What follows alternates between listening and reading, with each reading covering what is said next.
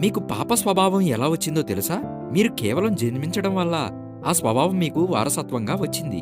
అలాగే మీరు యేసును మీ ప్రభువుగా అంగీకరించినప్పుడు మీరు నీతి అనే స్వభావాన్ని వారసత్వంగా పొందుకుంటారు. పాపిగా మారడానికి మీరు ఏమీ చేయలేదు, కేవలం జన్మించారంతే. అలాగే నీతిమంతులుగా మారటానికి మీరు ఏమీ చేయనక్కర్లేదు, దానిని ఒక బహుమతిగా స్వీకరిస్తే సరిపోతుంది. ఆదాము సంతానంగా ఒక మనిషిగా పుట్టినందువల్ల మీరు పాపి అయ్యారనే విషయాన్ని మీరు నమ్మితే దానికి రెండో వైపు ఉన్న సత్యాన్ని కూడా మీరు అంగీకరించాలి. ఇది నాణ్యానికి ఉన్న రెండు వైపుల ముఖము లాంటిది. ఒకవైపు నిజమైతే రెండో వైపు కూడా నిజమే. కేవలం మీరు జన్మించడం ద్వారా పాపి అయితే మరి తిరిగి జన్మించినప్పుడు మీరు నీతిమంతులుగా అవుతారు. ఇక యుద్ధం ముగిసిపోయింది. దేవుడు ఆత్మ అయి ఉన్నాడు. ఇప్పుడు ఆయన మీ ఆత్మలో ఉన్న మీ కొత్త స్వభావాన్ని బట్టి మీతో సంబంధం కలిగి ఉన్నారు. దేవుని ఉగ్రత ఇక ఎంతమాత్రం మీ మీద కుమ్మరింపబడదు.